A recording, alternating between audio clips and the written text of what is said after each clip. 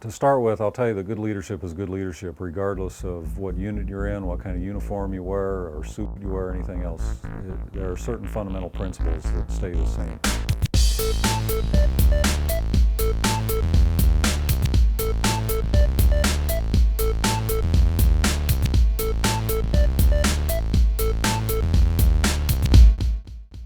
Lee Van Arsdale is a retired Army colonel, West Point graduate, and Special Forces commander with over 25 years' experience in both the Green Berets and the highly secretive Delta Force. And so this is my ego wall, somewhat common for old geezers like me to reminisce in the past. From the invasion of Panama, That was after about 6 days of straight operations in Just Cause. to overseeing Delta Force teams during the Somalian peacekeeping mission in Mogadishu, Lee has led soldiers in some of the key global events of the last 2 decades. In fact, it was his experience in Mogadishu which led to a job as a technical advisor on the set of Black Hawk Down. And it evolved from there, and next thing you knew, I found myself in Morocco for 4 months. Ridley Scott was the director, a real class act. Jerry Bruckheimer's the producer. And I had no idea what went into making a movie. I do now, but I was a total babe in the woods and just had a blast. Lee now owns a corporate consulting business, helping international firms to protect themselves against terrorism and other security risks. Having straddled the fence between the Army and the corporate world, he has seen the similarities up close. Well, there's a lot of parallels between that and the military. They're based on, in the military, what you call a mission statement. It's why is that corporation there? Well, it's there to make a product, it's there to provide a service, ultimately it's there to make money for itself and its stockholders. But it's got a mission. There's a reason it exists. And so they man, equip, and train that corporation to fulfill that mission. No different than the military. But what does it take to man, equip, and train today's workforce? A workforce where goods and services are just a click away, and national borders are, in a sense, non-existent. How does a leader train and motivate knowledge workers who increasingly possess greater technical skills than his or her own, where corporate teams are encouraged to think independently? We'll take a unique approach to answering this question by investigating the covert world of Special Operations Forces, small select units of elite fighters within the U.S. Army, where highly skilled soldiers are accustomed to operating independently and where planning is driven from the bottom up rather than top down. We do have an active recruiting effort to go out and get these people to volunteer for it because they may not know what it consists of. So we've got recruiters going to Army posts worldwide, but they do raise their hand and volunteer for it. There's no such thing as, hey, you're going to go wear a Green Beret. As I said, to get there, you go through a pretty extensive and strenuous process of being assessed, and you're finally selected, and then several months, depending on your military specialty, to go through your particular training to be either a weapons man or an engineer or a communicator or a medic. Then you have your language training. Special Forces is area oriented, so you study a particular language and the culture and the people. And then you're finally ready to join a team, 12-man A team. How do Special Forces soldiers differ from soldiers in the rest of the Army? Well, for one thing, they're constantly on call. They're deployed as we speak. We have them out there 60, 70 different countries, 24/7, 365. They're always out there, and there may be a shooting war going on. There may be the beginnings of one. It may be they're trying to prevent one. The entire spectrum of human endeavor is represented by Special Operations Forces. Second, because of the unique nature of their work, Special Operations soldiers are often required to blend in with the civilian populace. We had relaxed grooming standards. If someone had to go somewhere in civilian clothes and not necessarily portray himself as a soldier or representative of the U.S. government, then you don't want to have your typical Marine type of a haircut.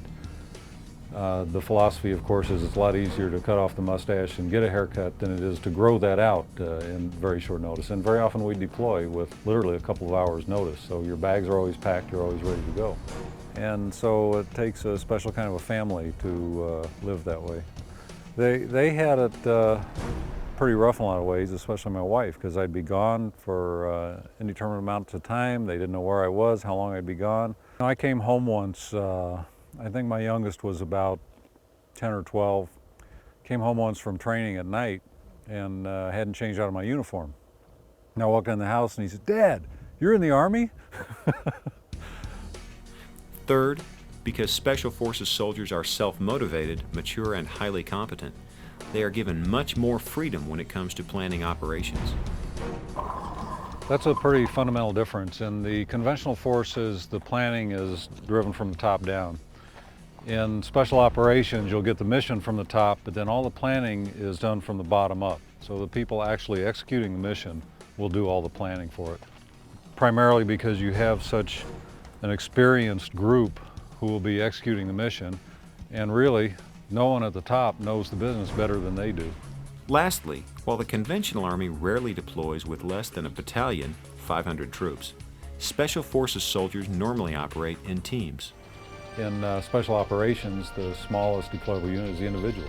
It's not all unusual to have one or two men going out somewhere in or out of uniform into a situation where there may not be many rules, and the nearest boss could be a few thousand miles away. But he's also liable to be trusted with large sums of money, cash, gold bullion, you name it, when he deploys somewhere, and that's one of the items that he needs. If this is starting to sound more like James Bond than G.I. Joe, then you're starting to get a sense for the unique role that Special Forces play in the U.S. Army. As a leader and manager, Lee dealt with many of the same challenges faced by leaders in business today. Let's take a look at the basic functions of management, which is defined as the process used to accomplish organizational goals through planning, organizing, leading, and controlling. Planning is a key management function because the other functions often depend on having a good plan. As Lee pointed out previously, however, Special Forces is unique in that planning takes place from the bottom up. It takes a strong and confident leader to recognize that a subordinate's idea may be better than your own. So you don't always have all the answers. These are very smart guys. You're talking about very experienced guys. You have to be willing to listen to that plan, and even though it differs from what you had in mind, if it's better, you have to be willing to admit that it's better and go with it. Organizing involves allocating resources and personnel in such a way that they will be most effective. A trend that is common today to both the business world and to special operations is a movement toward self-managed teams. This structure works well for problem-solving issues, and it tends to maximize available talent. Good leaders motivate workers and create an environment for workers to motivate themselves. It is important, however, to draw a distinction between autocratic leadership, democratic leadership, and laissez-faire leadership. You have to be decisive. There's no time in a gun battle to get a consensus and see what people are thinking and then go from there. That's a time when authoritarian leadership is called for. There are other times when you definitely want to get the consensus and be democratic. Great leaders can also inspire incredible dedication and loyalty. This is especially true in the military, where soldiers are accustomed to self-sacrifice. Lee relates a story of two American heroes who lost their lives in Mogadishu, as depicted in the movie Black Hawk Down. Randy and Gordy were providing sniper coverage over a battle in Somalia at the time, and one of the Black Hawk helicopters got shot down. They volunteered to go in, made multiple requests to go in, and were finally granted approval to go in and help out however they could. They had reason to believe that at least one of the pilot and crew were alive, and they went in there and basically saved the life of the pilot, Mike Durant, who he says he wouldn't be alive today without them. Unfortunately, they both lost their lives in so doing it, were awarded the Congressional Medal of Honor. That's the highest medal that you can get.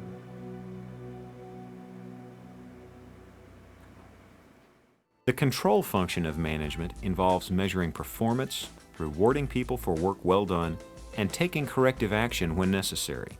One of the most important things is what we call a hot wash. Everyone who participated gets together and goes over what went right, what went wrong, why in both cases, who did what, and it's a way to get your lessons learned down and then implement them so you don't make the same mistakes over again. And just as important, you identify what you did right so you can keep doing that right. There are many similarities between the business world and U.S. Army Special Operations when it comes to management, leadership, and empowerment. What lessons can you take from Colonel Van Arsdale that you might apply to your own future job? What do you think made him such a great leader? Before answering this, consider the final question that we posed to Lee. Perhaps this gives the best insight into what inspired the soldiers that served under him. What I enjoyed the most, I spent 25 years in the Army, 18 of that in special operations, and hands down the most enjoyable part of that were the people that I worked with. You're talking about very smart, very committed, focused, but fun-loving guys, physically fit, well-educated by and large, most of them self-educated, and I miss that. I have not found that anywhere since I've been out of the Army, anything quite like that. The camaraderie there is incredible. You'll see it on good teams, sports teams, corporate teams, but I've never seen it to the degree that we had in the very small, close-knit world of special operations.